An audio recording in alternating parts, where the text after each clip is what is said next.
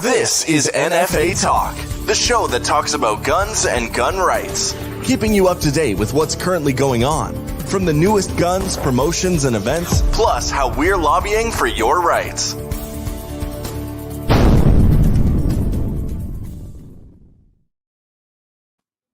All right, we're back. We got a lot going on tonight. We're now coming up to the 1 year anniversary, which it's not really an anniversary. It's kind of upsetting, of the May 1st OIC ban. And for the first time ever, we're going to do a live draw giveaway here on NFA Talk. It's never been done before, so that's exciting.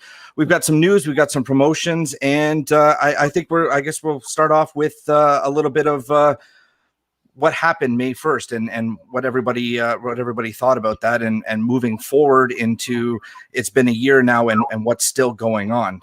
I mean, it was fortunate enough. I kind of had a whim that it was going to happen, so I was able to get all my guns out a couple days before and kind of shoot them for the last time until we get this sorted out. I don't know about anybody else want to chime up and guns? And add to that. What guns? They ain't getting any of my guns. That's how it is. Period. Right. So I mean, it's been a whole year, and we're still unsure. Like IBM hasn't been saying much. The Trudeau government's now come out with the C21, and they're trying to close some loopholes. And we have our court case going on that we're still waiting to find out the final dates. I mean, yeah, you know what? They've well, as of last week, they've doubled down, as you were saying. We had second reading of Bill 21. And, kudos to the conservative MPs out there that came out in droves to rebuke and condemn, the C21 for totally missing the mark and continuing to scapegoat and demonize innocent law-abiding firearms owners for the misdeeds of real armed criminals, especially in Toronto. And since, they've banned this thing, I mean, what's happened? Well, you know what? I'll tell you what's happened. In Toronto, gun crime, or not gun crime, criminal violence with armed criminals has actually increased. So it has had no effect. But what has it done? What's the unintended consequence? Or maybe the intended consequence is that they've stripped a bunch of innocent law-abiding firearms owners of their private property, and that's just not right. Yep. C21 is wrong on several levels for gun owners. They're talking airsoft, paintball, replicas, forced deactivation, extra security for your storage area. No mention of any kind of buyback amount though for your firearms. It just basically, if you want to keep them, they're going to be safe queens. It's wrong on several levels. The extension of C71, which is C21. Well, a buyback, nobody wants a buyback anyway. I mean, that's just here, we're going to take some of your tax dollars. We're going to give them back to you and keep your stuff. Wait a minute here. Did you just take my money and my guns? I don't think anybody wants a buyback. We're not taking the 30 pieces of silver to hand over our property to a bunch of people who never owned it in the first place. No, thank you. I think we'll keep our stuff. Thanks very much. I mean, we've been asked about providing information to the government as to what our estimates are of what a buyback would cost, and they've been saying, well, what's the average value of a firearm? And I mean, it's ridiculous. Some of this stuff is worth tens of thousands of dollars, if not over $100,000 for individual firearms, especially some of the big African bolt-action powerhouses, which are used to knock down big animals. That stuff's very, very pricey, very, very valuable, and not going to be something that anybody's going to want to give up very easily, just like anything else. Whether you're somebody with a modern sporting rifle, or you've got one of these high-powered heavy hitters, you're not going to want to give this up. It's your stuff. You're not sticking up 7-Elevens. Why should you give up your property? You shouldn't. Amen. So talking about the buyback, we the federal government just released the budget for this year. There wasn't really any mention in it. They said $341 million to fund their gun control, and then they closely associated with gender violence and a bunch of other nonsense, kind of stuff that Charlie's been experiencing this week at the United Nations conference in Geneva, virtually. But our estimates are that if they do anything close to try to get all of this stuff from everybody and everything else, it's going to cost tens of billions of dollars, at least 10 to 13 billion dollars is what we're looking at, and possibly with the lovely thing known as compound interest, considerably more. Well, they didn't even put it into the budget what they were going to use for the buyback, right? Yeah, no, they didn't specify anything about buying guns back. They just had a general figure of $341 million.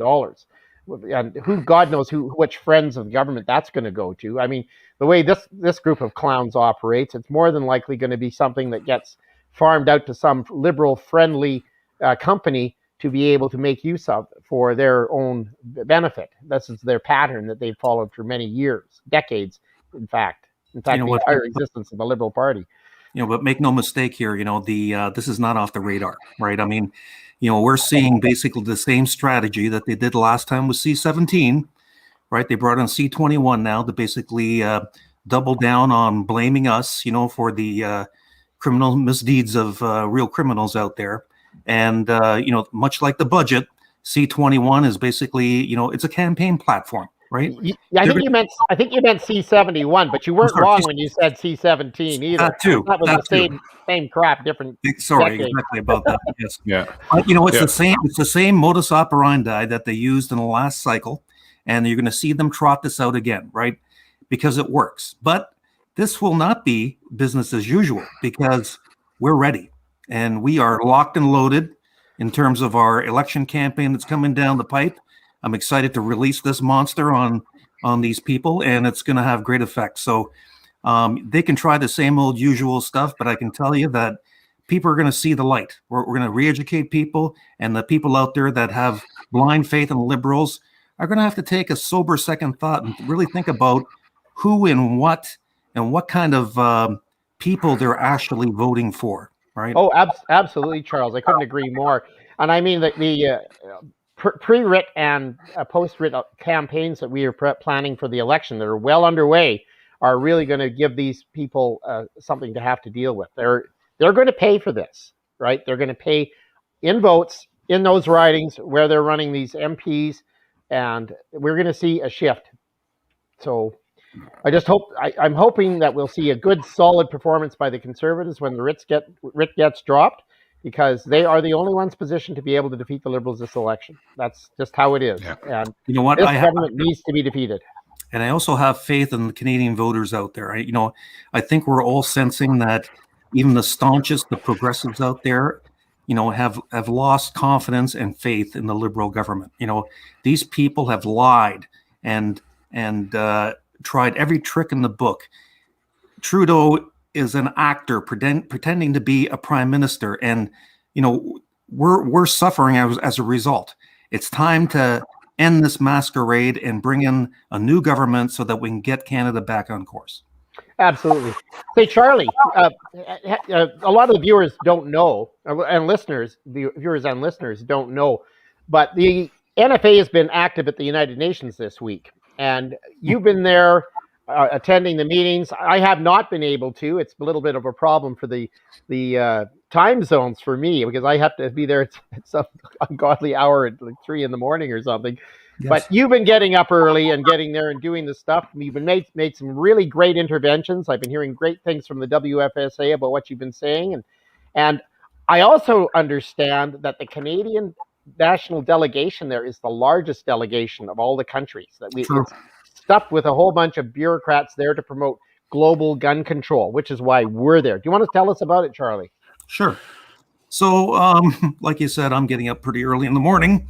I'm getting up at 5:30 to make the 6 o'clock meetings. It's done in Geneva, and we're 6 hours behind. They start at 12 o'clock. So, it is what it is. But, I get up and I do my thing. So, this is not my first rodeo or yours, Sheldon. We've done this before, so I knew what to expect. The rhetoric, and the narrative is the same. There's driving faith in this UNATT to curb diversion of illicit guns to unauthorized peoples around the world using trafficking things. So sounds all great, right? But it's aimed at us. Yeah, but the thing is, it's not working, right? And the people that originally jumped on this bandwagon way back when, including the Canadians, right, are having I guess reservations now. And you know, I remember the first day they were, you know, the Secretariat of the UNATT was lamenting, right, about the funding that it's not coming in, right? They you know, all the signatories are responsible and obligated to fund the ATT every year, right? And something like 45% are only funding it, and some of them are only funding it at a portion of what they're supposed to, and a lot of the other ones, the bulk of them, aren't, right? And there's a whole bunch of people that have signed on but have not done anything, no reporting, you know, and no funding, right? So, you know, what's interesting too, though, is that the reporting side of it as well too. So, you know, like Canada, you know, has to take stock of, you know, their national, I guess, firearms inventory on a national control list, and they submit that to the ATT for, you know, for the report. People aren't doing that, right? And what's actually alarming, I guess, you know, for this UNATT is that a lot of the people that are sending in the reports, they're sort of half baked and half completed, but they're also making them private, right? So they don't want to expose their national control lists, and they don't want this information publicized. So yeah, that's pretty typical. Yeah, it is. It is. So, you know, and the whole idea here is that, you know, they want to take all these national records and control lists and aggregate them into one big database in the end, and then create a, you know, a summary report at the end, so that they can, you know, see the, I guess the, you know, the telltale signs of division where it may be, and then they can react, right? But the problem is that there's a lot of flaws in the basics of the reporting.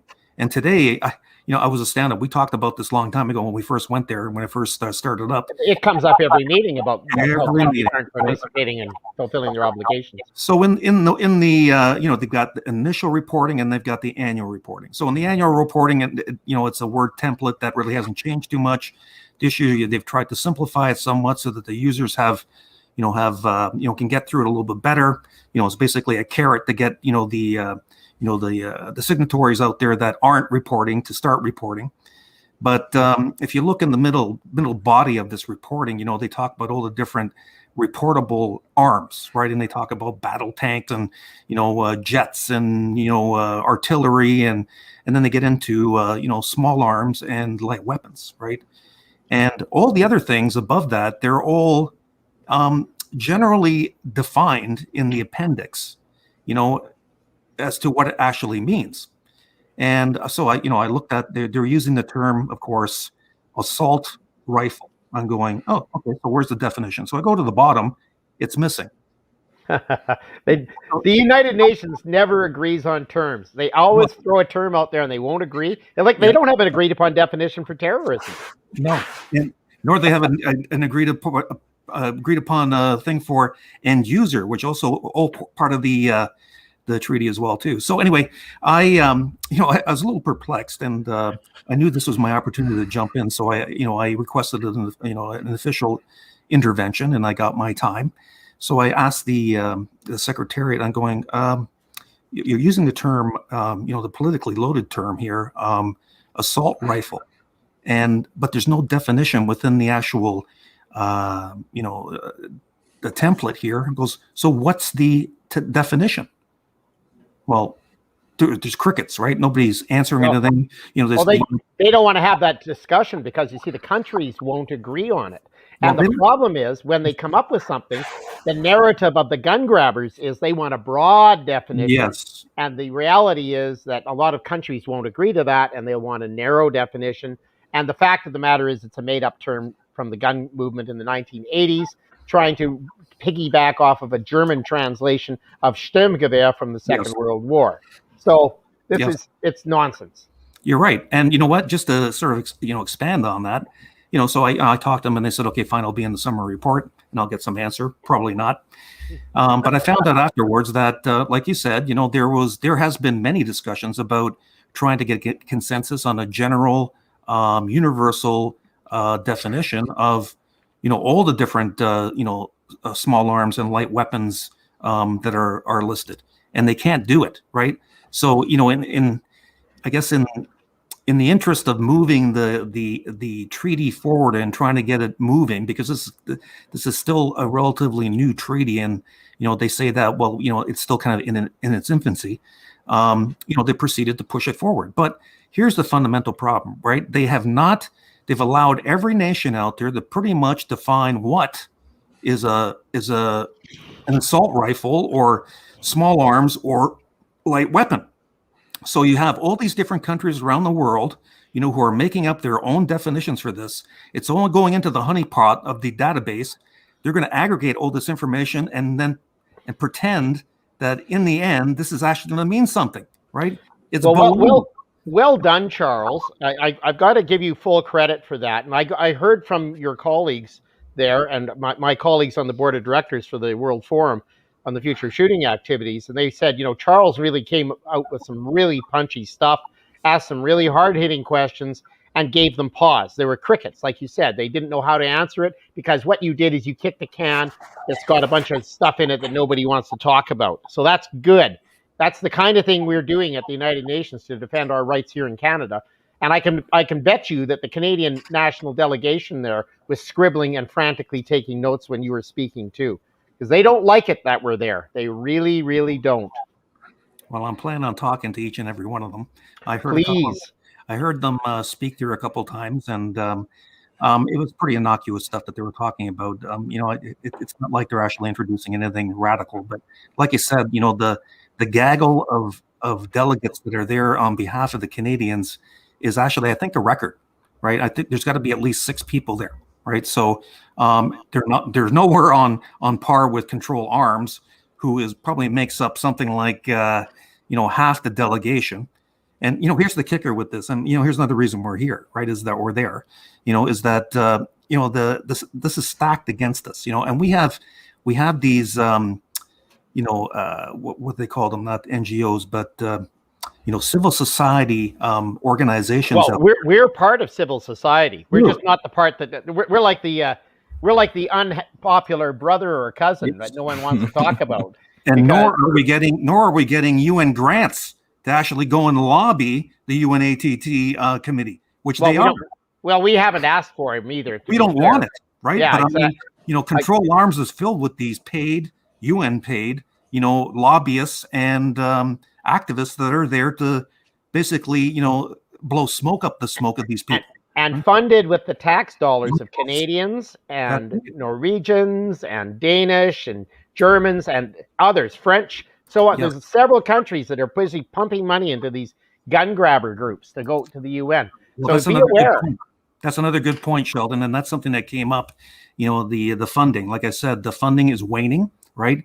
But there's certain companies and regions or certain countries and regions that are actually funding this and keeping this thing afloat, because technically the AT&T is bankrupt, right? Canada, the AT&T, not AT&T. Yes, AT&T. Yes, but I'm getting a little excited because this is all good stuff. But there's Canada, there's Switzerland, the EU, Germany. Germany is a huge contributor, and the way they do this is that they'll make their annual obligatory financing of the ATT, but then there's this volunteer fund that you can put into, and there's no limit on what you can put in there, right? So they're putting stuff in there, right? And it's like this giant black hole that has no accounting to it. So the ATT takes this money and, of course, dispenses it to committees, subcommittees, and working groups, et cetera, et cetera. And there's no auditing, right? It's we're spending. Well, last year we spent over $100,000 in payment, and there's not knowing where it's going, right? And there's a lot of other countries out there that are doing exactly the same thing. This is unaccountable financing. So, Charles, how many more days does the conference go? It's just to the end of the week. Is that right? Yeah, tomorrow's the last day. Thank God. Yeah, I can't believe it. All right. Well, I on behalf of the NFA and all our members and all of those Canadian firearms owners out there, I want to thank you for being there for us. I'm deeply saddened that we couldn't be there in person to take this fight forward, because I know how valuable those interactions are when you're going and having the meetings with people after and finding out where they're coming from and all that. But I can assure you that your presence there is something that I appreciate, and I know all of our members do as well. So good job on you, and thanks for getting up early in the morning and being there and showing up, because the world is run by those who show up. That's true. And we'll hear more about the UN later, I guess. I just wanted to mention very quickly that Cassie Parker has got a T-shirt for sale at KKS Tactical to help fund the court case. This is what it's like. Keep Canada strong and free. You can see the image on there. It's pretty cool. Nice. This one's mine. I was going to put it on tonight, but I didn't want to get it dirty. I got my NFA shirt on here. I'm all branded up with that. So you know how seriously I take branding. And anyway, we're doing pretty well with that. There is something really cool that happened just very recently, and I got to really give a shout out to Tim Cairns from the Springfield Gun Club out in New Brunswick. They just won a super fantastic court case against the CFO in New Brunswick. And it's not a reported or published case yet, but we've been circulating it to the lawyers. We'll get one out to a few people. I think we'll probably see some commentary coming up on it pretty soon. But suffice it to say, the CFO had put some 26 conditions on the club's approval. The club looked at these conditions and said, well, wait a minute here. A lot of these are not reasonable. And they had very coherent arguments. Tim Cairns is an old soldier. He knows how the bureaucracy works. He knows his way around a range. He knows his way around firearms, and he gave it to them. It was just super fantastic what he did. Made a very good case for firearms owners, and also opened up the point that a lot of clubs out there would really like to be doing more night firing. And what that means is you've got lit targets and a lit range and light signals and everything. We've done this in biathlon for night biathlon sometimes. And certainly the ability to have more challenging events using your lights and your lasers and these other devices which people have is certainly something people want to do. And the CFO had made a bunch of arguments which were trying to relate the whole thing to hunting, which was ridiculous. And the judge saw through all of it. And the decision is a powerful decision. It's a very good, solid, helpful decision. I think the Crown is looking at whether they're going to appeal or not. And I've been corresponding with Tim Cairns about this, and I'm very impressed that they stood up to the new CFO in New Brunswick and are not putting up with the bullying that has been taking place. And I think this decision, if it stands, is going to be something that, while not precedent across the country because it's a provincial court, is going to be pervasive and useful because it's so very, very clear and so definitely related to the interpretation of the Firearms Act and regulations affecting ranges. So kudos to you, Springfield. Great job there, Tim Cairns. And we'll see more about this decision, and we'll be sure to post it so people can see it. Awesome. So I guess what I'm going to do is I'm going to talk about tonight's live draw. We're going to be doing it in about 10, 15 minutes or so. But if you want to enter, you have to go into the comment section here or whichever platform you're on, because we're spread across quite a few platforms tonight. And you're going to comment hashtag NFA Talk. And that will put you into the draw for tonight. So go ahead, guys and gals, start commenting hashtag NFA Talk. Get your entries in. We have a great giveaway. Once we get into it, I'll have Rick explain it and what tonight's prize is. Moving forward, what else do we have going on? I don't know if any of you have seen some of the graphics that have been coming out across our social media. We do have a new shirt. And what does that mean? That means we're going to do something for it. So starting May 1st, the Have You Had Enough No Compromise t-shirt. Purchase one of these t-shirts or any one of our NFA t-shirts, any color, any size, men, ladies, and you're going to get a chance to win a mystery rifle. There will be more details released after May 1st. Check our website, and all the details will be listed there. I'm super excited for this shirt. I can't wait to be walking around wearing it. Yeah, very cool. And there'll be stickers and other things coming out with this with that design on it as well, and it's going to form a significant part of our pre-election campaigning, Because as you know, the NFA has had excellent branding for over 40 or 50 years, and we are trying to make sure that branding is front and center and people see it and understand what we're doing and associate that with our efforts. Right on. So now, so on other news, myself and Rick, we delivered the game getter. I'm gonna screw this up again. I keep saying giveaway for some reason. We did a video on it and I kept saying getaway, and Rick's like, no, it's giveaway, and it took a couple takes. So we dropped off the firearms, and it was great. Doug Walterhouse was our winner, and it was nice because all his friends showed up.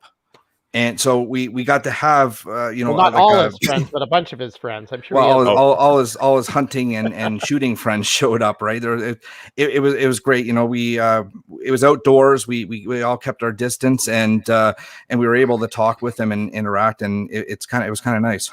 It turned out to be a mini town hall meeting, is what it turned out to be. Cool. It was good. So how did it go with the prizes? You showed up, you're handing out a rifle, handing out a shotgun, handing out a handgun. Everybody was happy. Unfortunately, we were still waiting for the Ontario CFO to do the transfer for the handgun. So we were able to give him the rifle and the shotgun, and it was a beautiful rifle, the Seiko, and the shotgun was I was jealous. Yeah, very nice. And Doug Waterhouse, the man that won the rifle, had a 200-meter range right beside his house with a good backstop and stuff. Unfortunately, we didn't have any 300 Winchester short Magnum ammunition, or else we would have had a chance to shoot it too. So, but anyway, everybody was ecstatic. Yeah, his friends. I think he was passing it from friend to friend to friend. It was good. It was everybody had a smile on their face, and everybody who gave the NFA compliments and thanked us for what we're doing. It was a good day. It was a really good day. Right on. So hey, I guess let's roll into the. I'm excited to give something away. Let's roll into the giveaway for tonight. How's that sound? Sounds good. Okay. Awesome. All right. So while we're last chance, guys, to type in hashtag NFA talk. And so far, we looks like we got 20 people in there. So, Rick, why don't you tell them what tonight's giveaway is? Tonight, we have a $100 merchandise card from Tillsonburg Gun Shop. It's redeemable at the store or for online purchases at tillsonburggunshop.com. I'd like to take this opportunity to give a big shout out to the Tillsonburg Gun Shop and to thank you. They are hardcore NFA supporters. They gave us multiple donations for some of our NFA giveaways. They provided us with some of our big gun giveaway firearms. A big shout out to Mark and Jeff at Tillsonburg. They really support us and they help us out a lot. Awesome. Yeah, I got to say thank you, Tillsonburg. You guys have been really supportive, and that's great. Yeah. So last chance, guys, get in. I think I'll give you another couple seconds. We got about 25. Just in the comment section, just type in hashtag NFA talk, uppercase, lowercase. One word or two. No, it has to be all together. One word. Yeah. I noticed a couple of people are throwing it up there a couple times. You're only getting one entry. Sorry. and we're not eligible. Okay. We're sorry, Charles. I know you're working hard and everything, but it's okay. Well, I mean, Charles, you can put your name in, but we're just gonna draw again if you win. So I brought my own. Excellent. Mm-hmm. All right. So let's last chance. We still got some people entering. So this is let people in. Give them a couple more minutes. Charles, I saw you held up a rifle there. What do you got? Oh, it's my recently prohibited service rifle / I don't even know what the heck they call it anymore. It's my little baby, and it will be shot again. I guarantee you that, one way or the other. Yeah. So Here's my 1978 prohibited Nice. with the first kick at the can with Bill C-51. We weren't as ready for that one as we are for this one. I wasn't ready for show and tell, guys. I feel left out. I could have grabbed something too. We'll have to do that another time. Usually I got something handy. I missed the memo myself. So, yeah, these guys, got to go crack the gun safe and find something in there down in the deep recesses in the dark. Yeah, where all the safe queens sleep. Yeah. So okay, so I'm gonna run the draw. It seems to be slowing down. I'll get you got about let's get it up seconds. to 40. Come on, let's get it up to 40. We should get 40 entries on this. Come on, guys and gals. There's 37. Let's go. Come on, 40. Come on, Keith. Can we get 38? Come on. Who's got 38? Come on, 39. 39. Jordan's starting to warm up the random we have generator. 39. Do I hear a 39? Yeah. Jordan's, like I say, Jordan's winding up the random draw generator, so you guys got to get going. We need a few more. You got to get in on this. I love giving stuff away. There it's 39. Now let's break 40. Come on. Okay. Somebody wants $100. There we go. There we go. Okay. Yeah, yes. Let's run this. Are you guys ready? Oh, 41. 41. Good. Okay, going once, going twice, and we are 42. Lucky. Draw.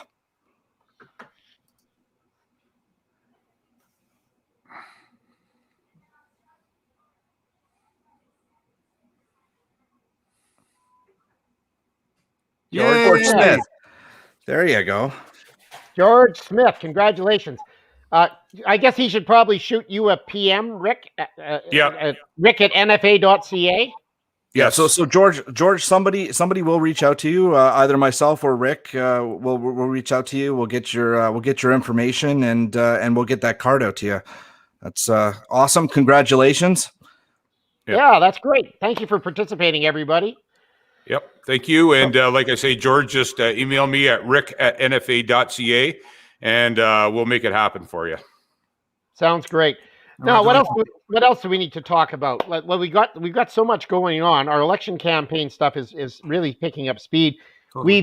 We budgeted a huge proportion of our NFA annual budget on pre-writ and post-writ election campaign stuff. We're going to be rolling out a major campaign, the largest that any firearms organization has ever done in involving itself in the elections as a third party. We're a registered third party with Elections Canada, and we are fully intend to make a difference. This is huge. It's even bigger than our effort in the last federal election, which was also the largest of any registered third party in the firearms movement to date. So we're kicking butt and taking names on this, and that means that everybody's got to get out there and get involved in politics and make sure that you can make this happen. Because if you don't make it happen, nothing we do is going to make a difference, right? Everybody's got to get out there and make sure they vote, they engage for their friends and family, and that we got to take it forward and win. We cannot let this Liberal government get away with what they're doing. They've been a paragon of no virtue, a paragon of scandal, a paragon of embarrassment. At so many levels, and we have really got to hold them accountable. If they win an election based on the way they've been running our country the last few years, it's a travesty. It's a travesty, and we really need to work to make sure that they do not win, that they are not successful, and that their whole "make Canada woke and watch us go broke" arrangement is ended. For sure, and just to double down on that, and the way to do that. And if you haven't done it already, everybody kind of, ums and ahs about the Conservatives, only being this and that and the other thing. But I mean, they are the great hope here, right? So there's no other fringe party that's going to be able to form government. So we have to back these people because they're the ones that are going to usher in, the repeals that we're looking for and the substantive change that we're demanding, right? So we get justice. Now, the way you do that, the way Sheldon was saying was that you have to get directly involved. That means you have to stop screaming at your television, get out there and get behind your candidate in your riding, right? And if that's not possible, right, try to challenge, the non-conservative person that you have in your riding. And if you can't do that, well, you know what? We're always looking for funding, right? So if you can donate what you can. We are really at a tipping point here. So if we don't do this right, and the Liberals do get in, and God forbid it's a majority, we're looking at for sure a handgun ban. And we might see a wholesale civil disarmament in Canada within a couple years. And that doesn't mean guns are going to go away. It's just it means that the previously legal guns are going to be unregulated, right? And I've been talking to the MPs about this, that this is not a scenario that we want to see, in Canada, where there's a large proportion of the population out there that have been unjustly, treated in this manner, and their private property nullified, more or less, and we already have that situation. There's all kinds of people out there that are already resisting, and they don't have licenses. They're not criminals, right? They're just they refuse to be criminalized by an activist government that's blaming for something they didn't do, right? Well, that's exactly it, Charles. Yeah. And I would also encourage everybody, to all the NFA members out there, to attend our annual general meeting, which is coming up May 8th. We're going to be going through a lot of our business, making sure everybody sees what we've been doing. We can have our reports, tell you what the status of the NFA is, and how we're working to defend your rights and to help keep our stuff. Hopefully we'll have some update on some of the court stuff. I know some dates are being discussed with regards to the challenge on the OIC within the Cassie Premack Parker versus Canada case that we are funding and that we are intervening in. There's going to be some rulings on the interventions and so on. And this is all heady stuff, and it's really taking us forward towards the summer. And I think it's going to be a very interesting time. I do believe we're looking at an election this fall.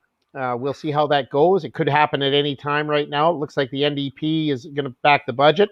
We're getting ready to be testifying on the Public Safety Committee on Bill C-21, where we've applied to be represented there, and we're going to try and do that. So it's a busy time, and we've got so much going on.